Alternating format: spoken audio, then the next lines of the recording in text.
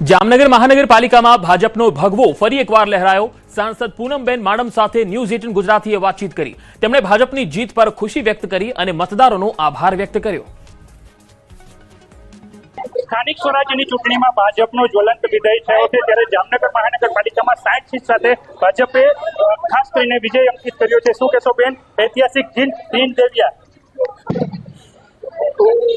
સૌ પહેલા તો આપણા સર્વે નાગરિકોનો, સમગ્ર સંસદીય ક્ષેત્રમાં સર્વે નાગરિકોનો હૃદયપૂર્વક ખૂબ ખૂબ આભાર વ્યક્ત કરું છું। જે રીતે એમને વિકાસની રાજનીતિ મોદી સાહેબના નેતૃત્વમાં, માનનીય ભૂપેન્દ્રભાઈના નેતૃત્વમાં સકારાત્મક રાજનીતિ, વિકાસની રાજનીતિ, સુરક્ષાની રાજનીતિ, પ્રગતિની રાજનીતિ જે રીતે પુનઃ એમના આશીર્વાદ રૂપી મતના માધ્યમથી, વિશ્વાસ રૂપી મતના માધ્યમથી પુનઃ એમને વિશ્વાસનો જે મોહર મારી અને ઐતિહાસિક જીત, એ જામનગર જિલ્લો હોય, દ્વારકા જિલ્લો હોય કે જામનગર મહાનગર હોય, એમાં ઝળહળતો જે વિજય ભારતીય જનતા પાર્ટીનો થયો છે એ બદલ સૌ પહેલા તો હું આપણા નાગરિકોનો હૃદયપૂર્વક ખૂબ ખૂબ આભાર વ્યક્ત કરું છું। સાથે સાથે પાર્ટીના સર્વે કર્મઠ કાર્યકર્તાઓ, સમર્થકો, એમનો પણ હૃદયપૂર્વક ખૂબ ખૂબ આભાર વ્યક્ત કરું છું। રાત દિવસ એક કરી અને એમને નાગરિકોને જોડી અને આ પરિણામ શક્ય એમના દ્વારા થયું છે, ત્યારે એમનો હૃદયપૂર્વક આભાર વ્યક્ત કરી સર્વે ચૂંટાયેલા પ્રતિનિધિઓને હું હૃદયપૂર્વક ખૂબ ખૂબ અભિનંદન પાઠવું છું। અને સાથે સાથે હું નાગરિકોને આશ્વસ્ત કરું છું કે અમે બધા આખો મોટો પરિવાર બની સતત તમારી વચ્ચે રહી અને તમારા સુધી તમામ અધિકારો પહોંચાડશું અને સતત આપણા સમગ્ર ક્ષેત્રની જે જવાબદારી નાગરિકોએ આપી છે બદલ સતત સેવા કરશું। સાંસદ અને શહેર પ્રમુખે આભાર વ્યક્ત કરી અને ભાજપના આ વિજયને વધાવ્યો છે। બનાસકાંઠાના ધાનેરા નગરપાલિકામાં 18 વર્ષ બાદ ભાજપનો ભગવો લહેરાયો છે, જેના કારણે જિલ્લામાં રાજકીય પલટો જોવા મળ્યો। પાલિકાની કુલ 28 બેઠકોમાંથી ભાજપે 25 બેઠકો પર ભવ્ય જીત મેળવી, જ્યારે માત્ર 3 બેઠકો કોંગ્રેસના ફાળે જતા કોંગ્રેસનો લગભગ સુપડા સાફ થઈ ગયો।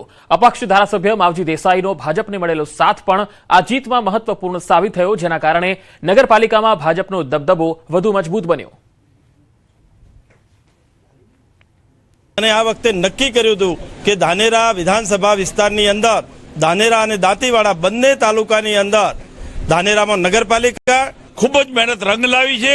માટે 28 માંથી નગરપાલિકા ધાનેરામાં 25 સીટો ભારતીય જનતા પાર્ટીએ જીતી કોંગ્રેસના સુપડા સાફ કર્યા છે। તેમજ તાલુકા પંચાયતની મોટા ભાગની સીટો ભારતીય જનતા પાર્ટીએ ધાનેરા અને દાંતીવાડામાં જીતી છે। અને ધાનેરા વિધાનસભામાં આવતી 8 જિલ્લા પંચાયતની સીટો જંગી લીડથી, એટલે જંગી લીડ એટલે આપ કલ્પના ન કરી શકો એટલી મોટી લીડથી ભવ્યથી ભવ્ય વિજય પ્રાપ્ત કર્યો છે। તો મતગણતરી દરમિયાન આગની ઘટના બની। મતગણતરી દરમિયાન આગ પણ થઈ। આગ લાગતા અફરાતફરીનો માહોલ જોવા મળ્યો હતો। આ ઘટના છે, ફાયર વિભાગે આગ પર કાબુ મેળવી લીધો છે। આ એક મહત્વપૂર્ણ અહેવાલ આવી રહ્યો છે। જ્યાં મતગણતરી ચાલતી હતી ત્યાં કોઈ જાનહાનિ થઈ નથી, પરંતુ આગ લાગવાના કારણે આ ઘટના જગાણા એન્જિનિયરિંગ કોલેજ ખાતે બની હતી બનાસકાંઠામાં, જ્યાં અચાનક આગ લાગી, જેના કારણે મતગણતરી મથક બહાર થોડો સમય અફરાતફરીનો માહોલ થયો। જો કે ફાયર વિભાગની ટીમ સ્થળ પર હાજર હોવાથી આગને કાબૂમાં લેવા કામગીરી હાથ ધરવામાં આવી। સ્થાનિક તંત્ર અને સુરક્ષા દળોએ સમયસર પરિસ્થિતિને સંભાળી લીધી। સદનસીબે આ ઘટનામાં કોઈ જાનહાનિ થઈ નથી।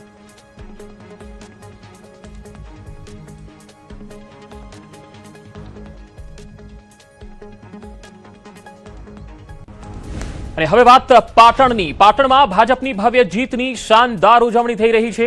મોટી સંખ્યામાં ભાજપના કાર્યકર્તાઓએ ગુલાલ ઉડાડી, ફટાકડા ફોડી ઉજવણી કરી।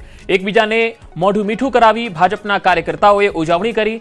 રસ્તા પર ફટાકડા ફોડી ભાજપના જીતની ઉજવણી કરતા જોવા મળ્યા ભાજપના કાર્યકર્તાઓ। ઉમેદવારોમાં પણ જબરજસ્ત ઉત્સાહ જોવા મળ્યો।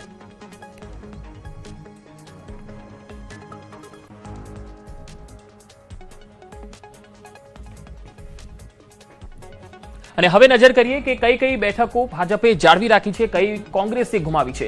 ભાજપની જો વાત કરીએ તો બનાસકાંઠા જિલ્લા પંચાયત જે છે એ મેળવી છે, અથવા તો તેના પરથી આગળ જોવા મળ્યું વાવથરાદ જિલ્લા પંચાયત જે છે એ મેળવી છે, જે નવી બનેલી।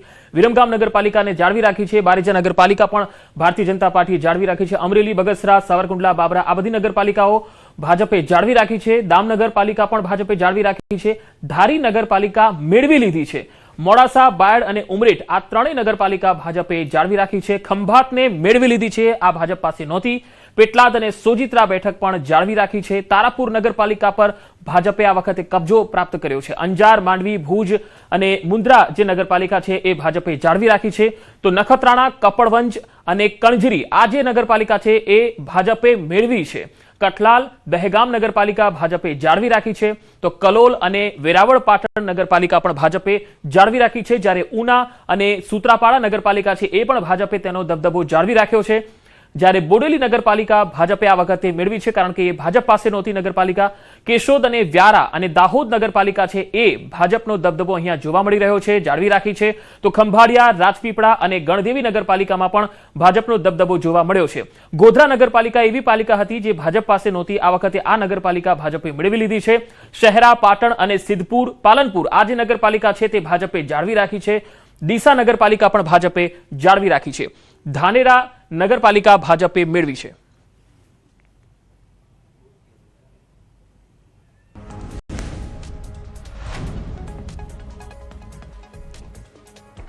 સ્થાનિક સ્વરાજ્યની ચૂંટણીમાં ભાજપનો દબદબો યથાવત છે. સીએમ અને પ્રદેશ પ્રમુખ કમલમ ખાતે પહોંચ્યા છે. તસવીરો લાઈવ આવી રહી છે. ગાંધીનગર કમલમ કાર્યાલયથી કાર્યકર્તાઓ દ્વારા જીતની ભવ્ય ઉજવણી કરવામાં આવી રહી છે.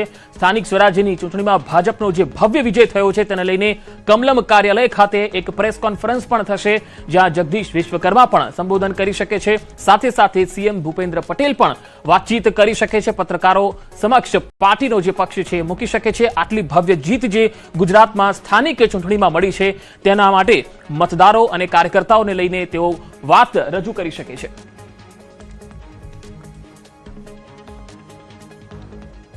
તો સીધી તસવીર ભાજપ ગાંધીનગર કમલમ કાર્યાલયથી આપ જોઈ રહ્યા છો, જ્યાં નાયબ મુખ્યમંત્રી હર્ષ સંઘવી, સીએમ ભૂપેન્દ્ર પટેલ અને જગદીશ વિશ્વકર્મા જોવા મળી રહ્યા છે. તો લાઈવ દ્રશ્યો કમલમ કાર્યાલયથી આવી રહ્યા છે. થોડી જ વારમાં અહીંયા પત્રકારોને સંબોધન કરશે અને અમે આપને લાઈવ દ્રશ્યો બતાવી રહ્યા છીએ કમલમ કાર્યાલયથી. આટલી ભવ્ય જીત બાદ અને ગુજરાતમાં ભાજપનો ભગવો લહેરાયા બાદ કઈ પ્રતિક્રિયા તેમની જોવા મળે છે એ આપણે તમને બતાવીશું. નાયબ મુખ્યમંત્રી હર્ષ સંઘવી, સીએમ ભૂપેન્દ્ર પટેલ અને જગદીશ વિશ્વકર્મા તમે જોઈ શકો છો. થોડી જ વારમાં આ ભવ્ય જીતનો શ્રેય અને સાથે સાથે કાર્યકર્તાઓની જે મહેનત હતી તેને લઈને તેઓ વાત રજૂ કરી શકે છે. યુવા મોરચાના જે આગેવાનો છે તેઓ પણ અહીંયા જોઈ શકાય છે. પ્રશાંત કોરાટ પણ દેખાઈ રહ્યા છે. જગદીશ વિશ્વકર્મા જોવા મળી રહ્યા છે. અહીંયા કમલમ કાર્યાલય ખાતે ભાજપના દિગ્ગજ આગેવાનો ઉપસ્થિત રહ્યા છે. થોડી જ વારમાં આ લાઈવ પ્રેસ કોન્ફરન્સનું આયોજન થશે અને આજની જે આ ભવ્ય જીત છે તેની પાછળ ભારતીય જનતા પાર્ટી, તેના કાર્યકર્તાઓ અને તમામ જે આગેવાનો છે તેમને હાલ તસવીરોમાં જોઈ શકાય છે. જગદીશ વિશ્વકર્માએ મીઠાઈ ખવડાવી સીએમ ભૂપેન્દ્ર પટેલને. નાયબ મુખ્યમંત્રી હર્ષ સંઘવીને પણ મીઠાઈ ખવડાવવામાં આવી. તો હર્ષ સંઘવીએ જગદીશ વિશ્વકર્માને મીઠાઈ ખવડાવી અને આ જીતની ખુશી અને અભિનંદન પાઠવ્યા છે. ત્રણ અલગ અલગ આગેવાનો તમે જોઈ શકો છો. સાથે ગોરધન ઝડફિયા પણ છે, તેમને પણ મીઠાઈ ખવડાવવામાં આવી રહી છે. આજની આ જીત અને આ ભવ્ય જીત છે. મુખ્યમંત્રીને પણ મીઠાઈ ખવડાવી અને અભિનંદન આપવામાં આવી રહ્યા છે કમલમ કાર્યાલયથી. આ દ્રશ્યો આપ જોઈ રહ્યા છો. જગદીશ વિશ્વકર્માએ યુવા મોરચાના આગેવાનો સાથે આ જીતને લઈને ઉત્સાહ વ્યક્ત કર્યો છે. સાથે સાથે એકબીજાને મીઠાઈ ખવડાવી આ ભવ્ય જીતનો શ્રેય અસંખ્ય હજારો લાખો કાર્યકર્તાઓને પણ તેમણે આપ્યો છે. આ સીધી તસવીર કમલમ કાર્યાલયથી આપ જોઈ રહ્યા છો. હવે